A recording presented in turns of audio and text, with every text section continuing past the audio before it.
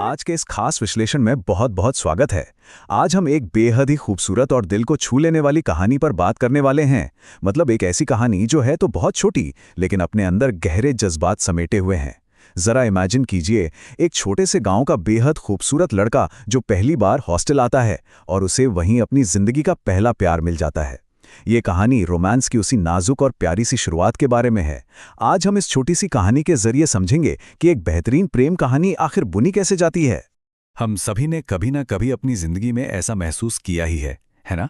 जब हम किसी को बहुत ज्यादा चाहते हैं, लेकिन जैसे ही वो सामने आते हैं, होंठ एकदम सिल जाते हैं, कुछ बोला ही नहीं जाता। तो चलिए आज इसी बात की गहराई में चलते हैं और देखते हैं कि जब भावनाओं को बोलकर नहीं बताया जा सकता, तो प्यार अपना रास्ता कैसे ढूंढता है।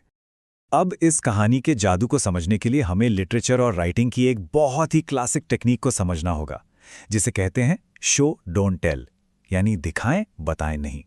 देखिए, जब सीधे तौर पे कहा जाता है कि वो प्यार में है, तो उसका असर उतना गहरा नहीं होता। लेकिन जब ये दिखाया जाता है कि किसी की धड़कनें तेज हो रही हैं या कोई छुप छुप के कोई काम कर रहा है, तो वो फीलिंग सीधा दिल पर लगती है।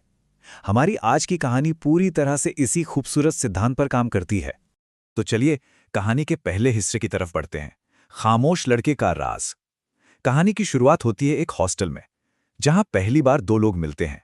इस कहानी का जो मेन कैरेक्टर है, हमारा हीरो, वो एक बहुत ही दिलचस्प और सच्ची दुविधा का सामना कर रहा है। बाहर से अगर देखें तो वो पूरी तरह खामोश है, नर्वस है, डरा हुआ है, और जब वो उस लड़की के सामने होता है ना, तो उसे कोई शब्द ही नहीं सूझते। लेकिन अगर उसके अंदर झांक कर देखा जाए तो वह भावनाओं का एक पूरा समंदर बह रहा है।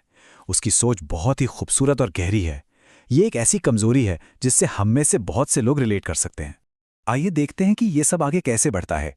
इस छोटी सी कहानी का सफर कुछ इस तरह है। हॉस्टल में पहली मुलाकात, फिर उस लड़के की अपनी ही खामोशी से जंग, फिर चुपके से एक चिट्ठी बैग में डाल देना, और अंत में उस लड़की का समुद्र तट पर उस चिट्ठी को खोजना। यहां ध्यान देने वाली बात यह है कि कैसे छोटे छोटे एक्शंस और हरकतें इस पूरे रोमांस को आगे बढ़ा रहे हैं। और यहीं से शुरू होता है हमारा दूसरा हिस्सा, अनकहा रोमांटिक संघर्ष। एक ऐसा पॉइंट जो कहानी को असल में आगे धकेलता है। लड़के की सबसे बड़ी परेशानी यही थी कि वो शब्दों का जादूगर नहीं था, लेकिन दूसरी तरफ उसकी चाहत बहुत मजबूत थी। उसे किसी भी तरह अपनी बात पहुंचानी ही थी। तो उसने क्या किया? उसने एक फिजिकल कैटलिस्ट, यानी एक भौतिक माध्यम का सहारा लिया। एक कागज का टुकड़ा और एक पेन।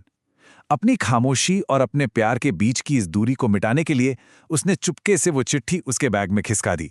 ये एक ऐसा कदम था जो उसकी बेताबी और उसके गहरे प्यार दोनों को साफ साफ दिखाता है। इसके बाद हम आते हैं कहानी के तीसरे हिस्से पर, समुद्र तट पर इजहार। अब यहां पर जो बात सचमुच बेहद दिलचस्प है, वो ये है कि कहानी का फोकस अब शिफ्ट होकर उस लड़की पर आ जाता है, जहां समुद्र तट जैसी एक अकेली और शांत जगह भावनाओं को और भी गहरा कर देती है। और फिर वो उस चिट्ठी को पढ़ती है। उसमें बस कुछ ही वाक्य थे, लेकिन बहुत ही प्यार से पिरोए हुए। चिट्ठी में लिखा था, मुझे नहीं पता कि इसे बोलकर कैसे कहूं, लेकिन तुमने मेरी दुनिया को और भी रोशन कर दिया है, और मैं तुम्हारे बारे में सोचना बंद नहीं कर पा रहा हूं। कितनी सादगी है ना इसमें, और यही सादगी इसकी सबसे बड़ी खूबसूरती है। लड़के की उस खामोशी के मुकाबले ये हाथ से लिखे हुए शब्द कितने लाउड और सच्चे महसूस होते हैं। उन चंद वाक्यों का असर इतना गहरा था कि जैसे ही वो शब्द पढ़े गए, लड़की की धड़कनें एकदम तेज हो गईं। उसकी आंखों में आंसू छलक आए। उस छोटे से कागज के टुकड़े में लड़के की भावनाओं की सच्चाई इतनी शिद्दत से महसूस की जा सकती थी कि वो सचमुच रोने लगी। ये एक बहुत ही पावरफुल और इमोशनल मोमेंट है कहानी का। अब हम आ गए हैं कहानी के क्लाइमैक्स पर, एक सच्चा और पूरी तरह से नर्वस कर देने वाला इजहार। जब वो लड़की पलट कर देखती है तो क्या पाती है? वो लड़का ठीक उसके पीछे खड़ा है, और वो बहुत ज्यादा नर्वस है, अंदर तक डरा हुआ है। इस पल की वल्नरेबिलिटी, वो जो एक नाजुकपन है ना, उसे हम सब महसूस कर सकते हैं। भावनाएं तो व्यक्त हो चुकी हैं, राज खुल चुका है, और अब बस जवाब का इंतजार है। सोचिए, उसकी धड़कनें भी इस वक्त किसी तूफान से कम नहीं चल रही होंगी, और उस पल के भारी भरकम तनाव को तोड़ने के लिए हाथ में उस चिट्ठी को पकड़े हुए बस एक छोटा सा सवाल पूछा जाता है, क्या यह सच है? बस इतना ही। यह दिखाता है कि जब भावनाएं बहुत गहरी हो ना, तो आपको लंबे चौड़े डायलॉग्स या भारी भरकम शब्दों की जरूरत नहीं होती। बस ये कुछ छोटे से शब्द उस पूरे रोमांटिक टेंशन को एक पल में क्लियर कर देते हैं। और इस पर लड़के का जवाब क्या था? यहां भी कोई लंबा संवाद नहीं। उसने बस अपना सिर हिलाकर हामी भर दी, हाँ कह दिया। और ये बहुत ही शानदार तरीके से दर्शाता है कि कैसे बिना एक भी शब्द बोले सिर्फ एक छोटे से इशारे से कहानी का सबसे बड़ा सवाल सुलझ जाता है। प्यार को हमेशा शब्दों का मोहताज होने की बिल्कुल भी जरूरत नहीं है। और फिर आता है वो खूबसूरत पल। लड़की मुस्कुराती है और बिल्कुल धीमी सी आवाज में फुसफुसाते हुए कहती है, मैं भी ऐसा ही महसूस करती हूं।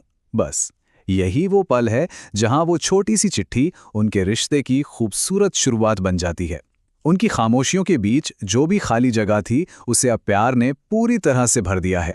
इस प्यारी सी कहानी के बाद चलिए अब थोड़ा कहानी कहने की कला यानी स्ट्रक्चर पर आते हैं। रोमांटिक कहानी कहने की कला में महारत।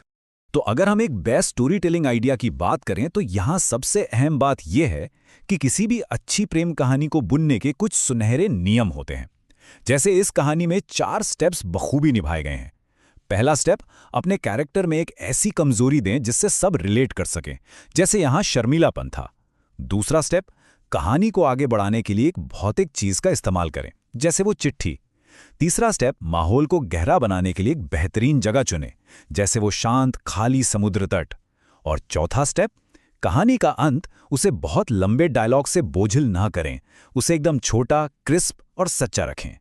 अब इस विश्लेषण के अंत में एक बहुत ही प्यारे से विचार के साथ मैं इसे समाप्त करना चाहूंगी।